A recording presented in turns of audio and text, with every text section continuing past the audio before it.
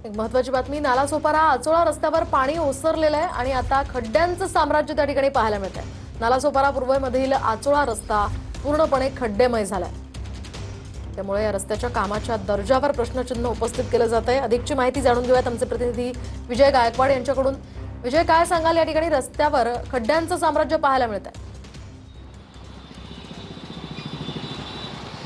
निश्चितच मोहिनी, आता वसई विरारकरांसाठी आपत्तीचं जे संकट होतं ते ओसरलेलं आहे। मात्र अतिवृष्टीच्या नंतर आता सुरू झालेला आहे तो खड्ड्यांचा संकट। आपण जर बघितला तर आता समोर जे वाहन बघितलेलं आहे यांचा याच खड्ड्यामध्ये पडून आता अपघात झालेला आहे। त्यांचा जो अंड्याचा ट्रे जो होता हा ट्रे सुद्धा या ठिकाणी पडलेला आहे आणि दोघं हे कुटुंबीय गाडीवरती जात असताना यांचा हा अपघात झाला। काका, कसे पडलात तुम्ही? आता स्लिप झाली गाडी।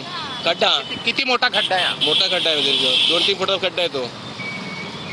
मोहिनी, हे आत्ताचं दृश्य आहे आणि समोरचं जर बघितलं, खड्ड्यांची जर परिस्थिती बघितली, जवळपास 3 ते 4 फुटाचे खड्डे आहेत। सकाळच्या वेळेमध्ये बाईकची जर अवस्था बघितली तर कशा पद्धतीची बाईकची अवस्था आहे, यातून मार्ग काढत असताना त्यांना या अपघाताला सामोरं जावं लागत आहे। खड्डे जवळपास 3 ते 4 फुटाचे खड्डे जे आहेत हे या ठिकाणी पडलेले आहेत आणि मोठ्या प्रमाणामध्ये आता अपघाताची मालिका जी आहे ही सुद्धा आता या ठिकाणी सुरू होणार। उपाययोजना करणं अत्यंत गरजेचं आहे। धन्यवाद विजय, दिलेल्या या सविस्तर माहितीसाठी।